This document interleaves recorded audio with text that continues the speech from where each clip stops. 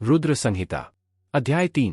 माया निर्मित नगर में सील नदी की कन्या पर मोहित हुए नारद जी का भगवान विष्णु से उनका रूप मांगना, भगवान का अपने रूप के साथ उन्हें वानर का सा मुंह देना, कन्या का भगवान को वरुण करना और कुपित हुए नारद का शिव गणों को शाप देना। सूत जी कहते हैं, महर्षियों, जब नारद मुनि इच्छा अनुसार वहां से चले गए, तब भगवान शिव की इच्छा से माया विशारद श्री हरि ने तत्काल अपनी माया प्रकट की। उन्होंने मुनि के मार्ग में एक विशाल नगर की रचना की, जिसका विस्तार 100 योजन था। वह अद्भुत नगर बड़ा ही मनोहर था। भगवान ने उसे अपने वैकुंठ लोक से भी अधिक रमणीय बनाया था। नाना प्रकार की वस्तुएं उस नगर की शोभा बढ़ाती थी। वहां स्त्रियों और पुरुषों के लिए बहुत से विहार स्थल थे। वह श्रेष्ठ नगर चारों वर्ण के लोगों से भरा था।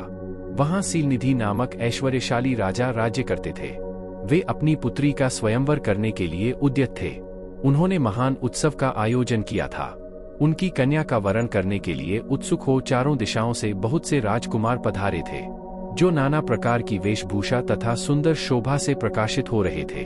मुनि शिरोमणि नारद को आया देख महाराज सीलनिधि ने श्रेष्ठ रत्न के सिंहासन पर बिठाकर उनका पूजन किया। अपनी सुंदरी कन्या को, जिसका नाम श्रीमती था, बुलवाया और उससे नारद जी के चरणों में प्रणाम करवाया। उस कन्या को देखकर नारद मुनि चकित हो गए और बोले, राजन, यह देवकन्या के समान सुंदरी महाभगा कौन है? उनकी यह बात सुनकर राजा ने हाथ जोड़कर कहा, मुन्ने, यह मेरी पुत्री है। इसका नाम श्रीमती है। अब इसके विवाह का समय आ गया है। यह अपने लिए सुंदर वर चुनने के निमित्त स्वयंवर में जाने वाली है। इसमें सब प्रकार के शुभ लक्षण लक्षित होते हैं। महर्षि, आप इसका भाग्य बताइए। राजा के इस प्रकार पूछने पर काम से मोहित हुए मुनि श्रेष्ठ नारद उस कन्या को प्राप्त करने की इच्छा मन में लिए राजा को संबोधित करके इस प्रकार बोले, भूपाल, आपकी यह पुत्री समस्त शुभ लक्षणों से संपन्न है, परम सौभाग्यवती है। अपने महान भाग्य के कारण यह धन्य है और साक्षात लक्ष्मी की भांति समस्त गुणों की आधार है। इसका भावी पति निश्चय ही भगवान शंकर के समान वैभवशाली, सर्वेश्वर, किसी से पराजित नहीं होने वाला, वीर, काम विजय तथा संपूर्ण देवताओं में श्रेष्ठ होगा।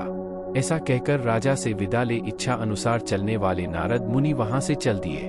वह काम के वशीभूत हो गए थे। शिव की माया ने उन्हें विशेष मोह में डाल दिया था।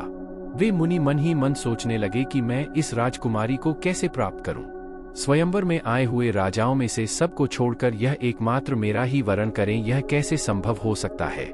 आर्यों को सौंदर्य सर्वथा प्रिय होता है। सौंदर्य को देखकर ही प्रसन्नता पूर्वक मेरे अधीन हो सकती है, इसमें संशय नहीं है। ऐसा विचार कर काम से विह्वल हुए मुनिवर नारद भगवान विष्णु का रूप ग्रहण करने के लिए तत्काल उनके लोक में जा पहुंचे। वहां भगवान विष्णु को प्रणाम करके इस प्रकार बोले, भगवान, मैं एकांत में आपसे अपना सारा वृत्तांत कहूंगा। तब बहुत अच्छा कहकर लक्ष्मीपति श्रीहरि नारद जी के साथ एकांत में जा बैठे और बोले, मुनि, अब आप अपनी बात कहिए। तब नारद जी ने कहा, भगवान, आपके भक्त जो राजा सीलनिधि है, वे सदा धर्म पालन में तत्पर रहते हैं। उनकी एक विशाल लोचना कन्या है, जो बहुत ही सुंदर है। उसका नाम श्रीमती है। वह विश्व मोहिनी के रूप में विख्यात है और तीनों लोकों में सबसे अधिक सुंदरी है। प्रभु, आज मैं शीघ्र ही उस कन्या से विवाह करना चाहता हूँ। राजा सीलनिधि ने अपनी पुत्री की इच्छा से स्वयंवर रचाया है, इसलिए चारों दिशाओं से वहां सहस्त्र राजकुमार पधारे हैं। नाथ, मैं आपका प्रिय सेवक हूँ। अतः आप मुझे अपना स्वरूप दे दीजिए, जिसे राजकुमारी श्रीमती निश्चय ही मुझे वर ले। सूत जी कहते हैं, महर्षियों, नारद मुनि की ऐसी बात सुनकर भगवान मधुसूदन हंस पड़े और भगवान शंकर के प्रभाव का अनुभव करके उन दयालु प्रभु ने उन्हें इस प्रकार उत्तर दिया। भगवान विष्णु बोले, मुन्ने, तुम अपने अभीष्ट स्थान को जाओ। मैं उसी तरह तुम्हारा हित साधन करूंगा, जैसे श्रेष्ठ वैद्य अत्यंत पीड़ित रोगी का करता है, क्योंकि तुम मुझे विशेष प्रिय हो। ऐसा कहकर भगवान विष्णु ने नारद मुनि को मुंह तो वानर का दे दिया और शेष अंगों में अपने जैसा स्वरूप देकर वहां से अंतर्ध्यान हो गए।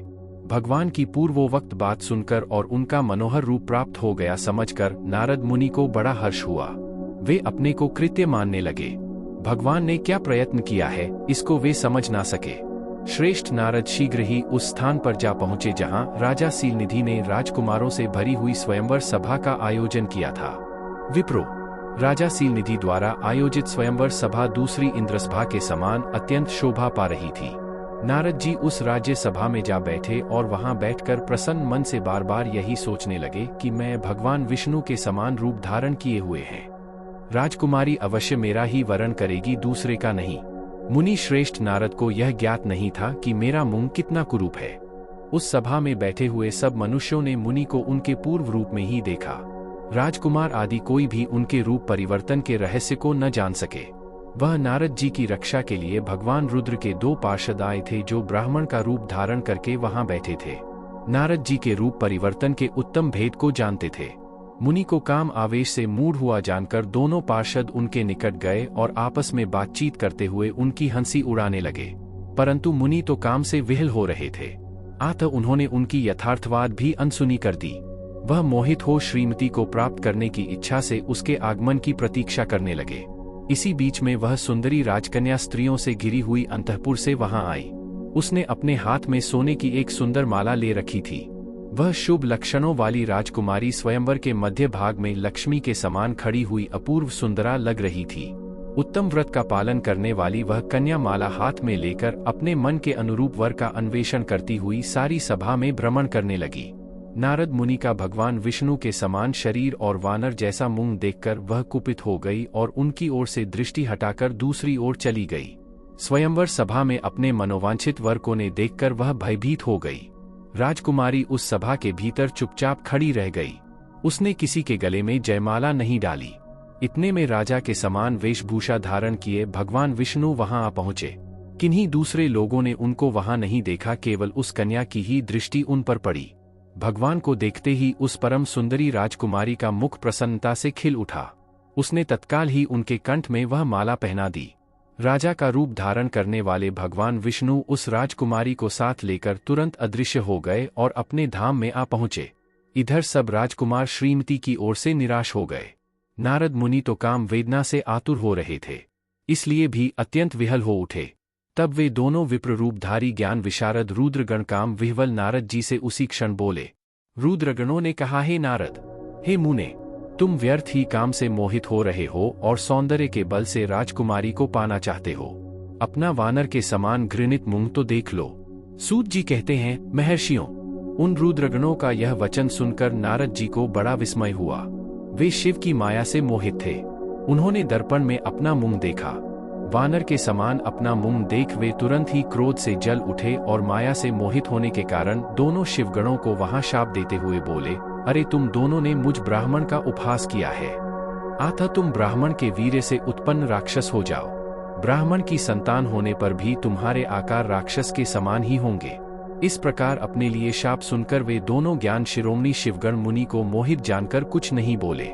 ब्राह्मणों, वे सदा सब घटनाओं में भगवान शिव की इच्छा मानते थे, अतः उदासीन भाव से अपने स्थान को चले गए और भगवान शिव की स्तुति करने लगे। ओम नमः शिवाय।